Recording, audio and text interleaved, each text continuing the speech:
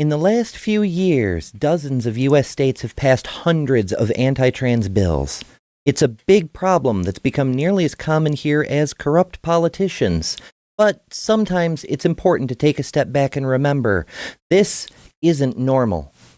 For example, this past weekend showed what happens in a respectable country when the bigot brigade proposed so much as one anti-trans bill. From Pink News. On Sunday, thousands of demonstrators protested in French cities after right-wing senators tabled legislation on gender transition, calling it an offensive on trans rights and therefore on human rights. More than 800 groups, activists, members of parliament, blue-collar folk, and young people alike took to the streets in at least 30 cities, chanting anti-patriarchy, anti-capitalism, solidarity with trans people all over the world, which probably sounds better in French, and brandishing placards calling for health resources for transitions. There were, of course, counter-protesters as well. A French journalist reported seeing two people throwing small stones at protesters in Montpellier. There they were, France's two transphobes. One speaker at the demonstration said, quote, "Today there is an urgent need to defend the rights of all people at a time when right-wing and far-right politicians are attacking the rights of trans people and disseminating false information about trans-identifying children. We know what happens when the powerful start stripping a minority of their humanity. It happens so fast. We cannot allow hate any foothold." The US and UK used to understand that too. We can see it in our own histories, where trans people have existed openly for hundreds of years, often acknowledged or accepted by the government of the nation they lived in. That, too, is good news of the week, in its way. In fact, this is the very first ever Trans Plus History Week. Founder Marty Davies said in interviews that while Trans Day of Visibility is critically important and Trans Day of Remembrance helps the community carry on after tragedy, one thing that's missing is trans history. So many people don't realize trans people have always been here. Just look at these two Women of the Year awards, two trans women, 50 years apart. Christine Jorgensen, the ex-GI who was changed into a woman by Danish surgeons, is voted the Woman of the Year by the Scandinavian Societies of Greater New York and receives a certificate citing her contributions to science with feminine modesty. Dylan Mulvaney accepts the Woman of the Year award. No matter how many surgeries he gets, no matter how much lipstick he puts on, no matter how many sparkly dresses he puts on, he'll never be accepted as a woman. So, let's meet a few trans people of the past and see if we might learn something. First, there's Frances Thompson, a trans black woman who testified before the U.S. Congress in 1866 following a violent riot in Memphis. She lived as a woman as a slave, and she lived as a woman after the war. The Civil War. Yes, that long ago. While the federal government recognized her status as a woman, in fact, didn't even consider the matter worthy of government attention, because it isn't anyone's business, the people she was there to testify against did have a problem. It took them 10 years, but in 1876 they finally got revenge by having her arrested for, quote, being a man in a dress. She was fined $50, equivalent to nearly $16,000 today, and sent to prison to work on a chain gang. She died shortly after her release from dysentery that she contracted while in prison. There are a lot of takeaways from that story. Racism, problems with the prison system that still aren't much changed today, ridiculous fines, and more. But most pertinent of all right now, she lived as a trans person just fine. Her neighbors accepted her. Her government accepted her. It was transphobia that killed her. Then there's Mark Weston. Born in 1905 and assigned female at birth, Mark became a national track and field champion at 20 years old, winning again in 1928 and taking multiple championship titles in 1929. In 1936, Mark retired from competitions, changed his name to Mark, and underwent a series of surgeries to correct his anatomical situation. He later married, and the couple went on to have 3 children. And here's Colonel Emilio Robles Avila, born in 1889 and raised in the Catholic Church. He joined the Mexican Revolution in his 20s.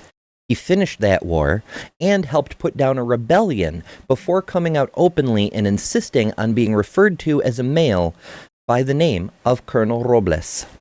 It is said he was completely open about his gender identity, but was very firm about people respecting it.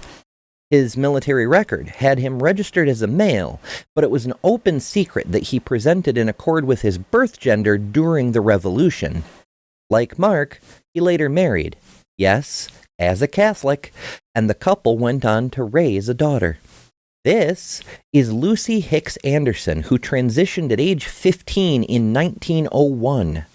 Here, she's pictured with a sheriff and a local rum runner, both outside her speakeasy during the Prohibition era. Then there are these 2 trans brothers, Mark and David Farrow, from an article in 1939 calling them brave. In the Daily Mail? How the standards of journalism have fallen, for shame! And isn't it funny that the same outlet that published on trans kids 85 years ago is today saying transgender is a new thing and trans kids don't exist? This is your archive, Daily Mail. We can see it.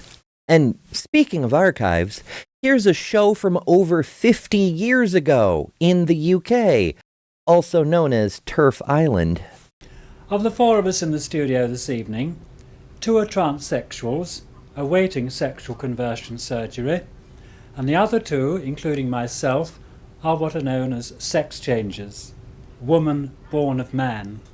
Now, Jan and Rachel here have not yet had the sexual conversion surgery, which is referred to all the time by transsexuals as the operation. So if we talk about the operation, you'll know we're talking about that and nothing else. Jan, could you give the viewers some brief idea of the way you find life at the moment as a pre-op transsexual? Yes, I find life at the moment, waiting for this op, is like living on the edge of a volcano. Yes. Because if anything happened to me, if I got knocked down by a bus or car or anything, or taken ill, and I was put into hospital, and they found out I was still biologically male, I would be put into a men's ward, Yes. which would be too embarrassing for words.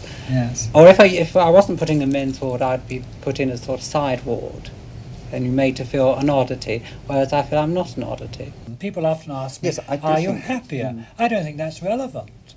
No, because I don't happiness- think no. exactly. Happiness One is is a not byproduct necessarily of anything, anything, yes, anyway. it's a byproduct. And But I do think you're definitely what driven. matters is, are you your true self as much as Ah, you can be as that's a it. human Yeah. being? That is, Yes. yes. Are you really Certainly. together? Oh, yeah. Yeah. And if you're an ant, there's no good beefing about the fact you're not an elephant. You have to accept the fact you're an ant, right? Yeah. And we have this... I've just This- accepted completely that I'm me. I mean, this is me. yes. Yes, trans people on TV, and it wasn't even a scandal. How curious that the transphobes of today can't even remember things from their own lifetimes. And just for fun, here's an ad for HRT from 1926. 98 years ago. It's worth noting that, like most trans medicine, it was originally created for cis people. I selected these stories to show that trans people were known to exist publicly over 150 years ago, and that even well into the 20th century, almost every person, the governments, and even the Catholic Church just treated us like the people we are. It isn't being trans that's a new phenomenon. It's making a political issue out of us existing that the world hasn't seen before. Any country that really does value human rights wouldn't stand for this. And yet, here we are. So I really have to wonder, if transphobes aren't after us because we're a new thing nobody understands, or because the church says so, or because the laws can't figure out how to account for us existing in society, then What exactly is the purpose they're serving? It isn't protecting people, they're harming people. It isn't protecting freedom, they're dismantling freedom just to get to us. It isn't holy writ or royal command or even some vague principle about the feminine they never actually lift a finger to advocate for. So what's the point? Or, more precisely, what's in it for them? Trans Plus History Week runs May 6th through 12th, and many of the historical trans people whose biographies are deeply abridged here are also depicted in Eli Ehrlich's forthcoming book on the subject. For the TransPositions, I've been Ember Belrad. We realize that a change in the law will take time. But a change in public attitudes, and perhaps a change in your attitude too, can begin tonight.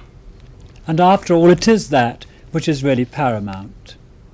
I still feel we do need all of us to accept ourselves for what we are, members of an intersex species in a sense at least, still moving along the evolutionary path. And to do this, and to accept the changes we have suggested, would then in that case be not merely a win for us, but a win for you, for humanity, both for who it is and for what it is. Good night.